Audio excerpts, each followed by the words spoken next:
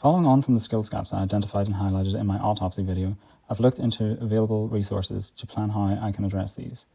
A number of these weaknesses will be improved with practice during semester 2, where I will be retrying processes with a new awareness of where my work has fallen short of the standards set by previous practitioners. As my honours project sets out to produce a vertical slice of a larger project, further development of this project will continue after graduation and will continue to be a chance to develop further skills.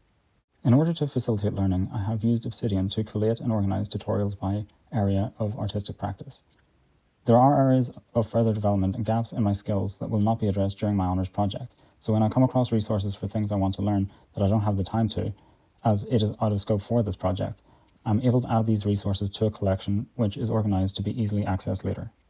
Some companies partition the creation and use of PCG tools for building game environments into the roles of technical artists and level designers respectively, and defining the role of environment artist exclusively as a creator of mesh and texture assets, while other companies consider these practices core to the role.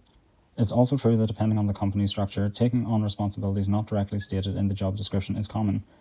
For this reason, the development and use of tools for the procedural placement of assets to speed up the level environment creation workflow is something I'm keen to learn.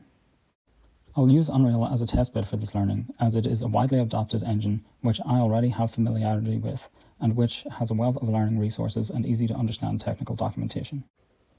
Another skill gap I identified is lack of experience with SpeedTree, which I have also started to gather learning resources for. According to Game Developer Survey 2025, Unity is currently used by 34% of game developers who responded to the survey. As one of the most widely used game engines, it would be helpful to develop further understanding of creating assets for Unity and how this varies from Unreal Engine. The two main advantages to university over self-led learning are a prescribed program of projects to complete and the availability of feedback. In order to structure my self-led learning following university, I will 1. Follow set tutorials from the learning resources I've listed. Secondly, produce a brief and deadline for small projects on a monthly basis to tackle specific skill gaps. In terms of feedback, as a direct result of attending university, I have access to a community of peers pursuing similar development goals, who I currently receive feedback from and will be able to continue to exchange feedback and resources with after this time. In addition to classmates, I am also a member of several Discord communities dedicated to 3D art and game development, with specific feedback channels regularly visited by professionals at all levels within the industry. To help stay on track for future development, I plan to engage with competitions and events. I intend to enter Adam Hawke's annual art competition in July, the prize for which includes a mentorship, and would generally encourage me to produce work to a set theme and standard which would help build my portfolio.